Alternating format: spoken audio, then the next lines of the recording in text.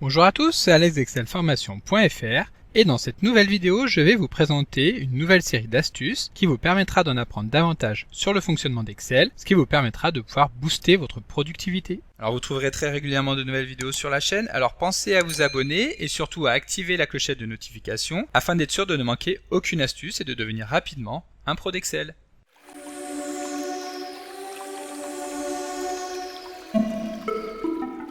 Si vous souhaitez obtenir des centaines d'autres astuces pour devenir plus performant sur Excel, vous pouvez télécharger le livre offert sur excelformation.fr en suivant le lien disponible dans la description de la vidéo. Savez-vous comment modifier le nombre de feuilles des nouveaux classeurs Excel? En principe, lorsque nous créons un nouveau classeur Excel, celui-ci sera composé de 1 à 3 nouvelles feuilles de calcul en fonction de votre version d'Excel. Mais il est tout à fait possible de modifier ce nombre par défaut dans les réglages d'Excel. Pour cela, nous allons nous rendre dans le menu Fichier afin de cliquer sur Options. Dans l'onglet Général sélectionné par défaut, nous allons nous rendre dans la zone Lors de la création du classeur et nous allons retrouver le champ Inclure ces feuilles. Ici, nous avons défini qu'une feuille devait être créée par défaut. Il suffit de venir saisir une autre valeur pour définir le nombre de feuilles créées automatiquement par Excel, sachant que nous pouvons venir saisir ici un nombre compris entre 1 et 255 feuilles. Lorsque nous validons, il nous suffira de créer un nouveau classeur en appuyant sur les touches CTRL-N pour qu'Excel insère le nombre de feuilles que nous venons de définir. Savez-vous comment ajouter une barre de remplissage dans une cellule Excel?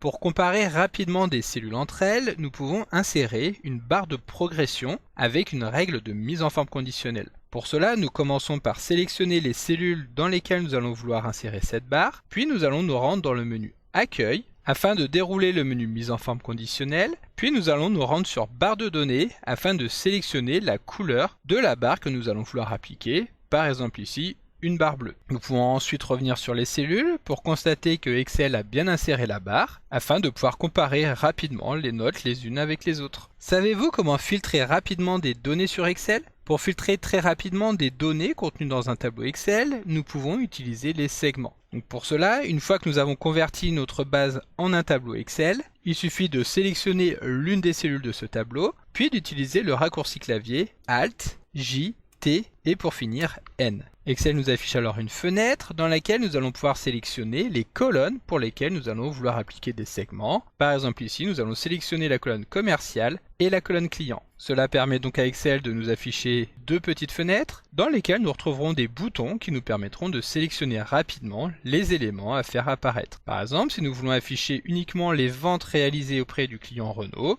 nous cliquons sur Renault. Pour désactiver un filtre, nous cliquons ici sur l'icône d'entonnoir avec une croix, ce qui nous permettra ensuite de pouvoir sélectionner un autre filtre. Savez-vous comment réparer le nombre 8,13089 E plus 13 sur Excel? Lorsqu'au lieu d'afficher un nombre correctement, Excel nous l'affiche sous une forme particulière avec un grand E, cela signifie que le nombre a été converti sous la forme scientifique. En réalité, lorsque nous sélectionnons la cellule contenue dans ce nombre, donc ici par exemple la cellule B8, nous pouvons constater dans la barre des formules qu'Excel a bien enregistré le nombre dans son intégralité. En réalité, Excel n'a modifié que le format de nombre de la cellule, et pour pouvoir l'afficher correctement, il suffit de sélectionner les cellules, puis de se rendre dans le menu Accueil, afin de sélectionner un format, comme par exemple le format nombre. Savez-vous comment effectuer une somme instantanée sur Excel? Pour effectuer une somme instantanée, nous commençons par sélectionner les cellules que nous allons vouloir sommer. Puis nous nous rendrons dans le menu Accueil et tout à droite nous avons un bouton Somme automatique. Il suffit de cliquer dessus pour qu'Excel effectue automatiquement la somme dans la cellule qui se trouve juste après. Pour aller encore plus vite, nous pouvons également utiliser le raccourci clavier Alt et égal. Savez-vous comment utiliser un curseur pour modifier une valeur sur Excel?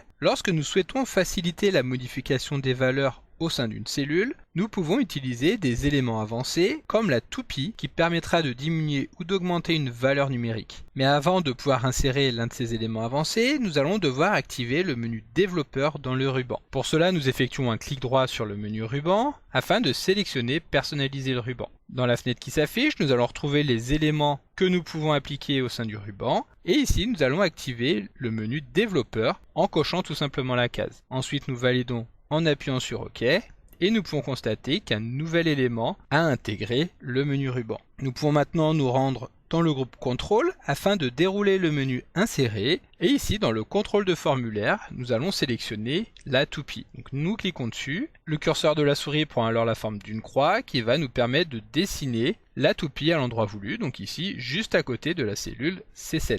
Une fois que notre toupie a été créée, nous pouvons effectuer un clic droit sur celle-ci afin de cliquer sur Format Contrôle. L'onglet qui va nous intéresser est l'onglet Contrôle, dans lequel nous allons pouvoir définir une valeur minimale et une valeur maximale que nous allons pouvoir affecter à cette cellule. Ici par exemple, nous allons vouloir affecter une valeur comprise entre 1 et 60. Nous pouvons également modifier le pas, c'est-à-dire le nombre d'unités que nous allons vouloir ajouter ou retirer à chaque fois que nous allons utiliser la toupie. Ici, nous allons conserver un pas de 1. Et ensuite, pour finir, nous allons pouvoir lier la cellule directement à cet objet en cliquant ici et en sélectionnant la cellule C7. Cela étant fait, nous appuyons sur Entrée et nous validons en appuyant sur OK pour constater que nous allons pouvoir modifier très facilement la valeur de la cellule en utilisant notre toupie. Savez-vous comment afficher un texte personnalisé en fonction des valeurs d'une cellule ? Pour afficher dans une cellule un message différent en fonction du résultat d'une cellule, nous pouvons utiliser la fonction si d'Excel. Celle-ci permet en effet d'effectuer un test, puis de retourner une valeur donnée lorsque le résultat de ce test est égal à vrai, ou une autre valeur lorsque ce résultat est égal à faux. Donc ici, nous allons nous intéresser aux ventes réalisées par un certain nombre de commerciaux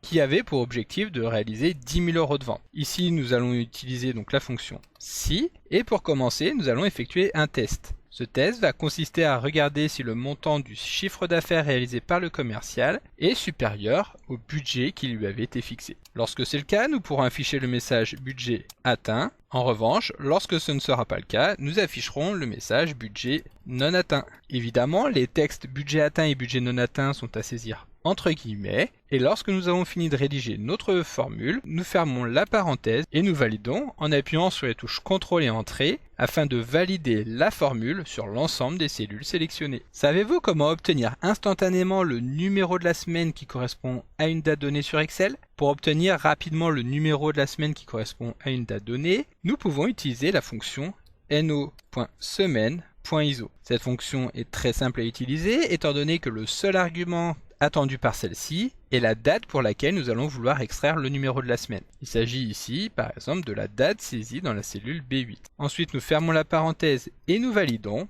afin qu'Excel nous informe, par exemple, que le 23 mars de l'année 2022 correspond à la 12e semaine.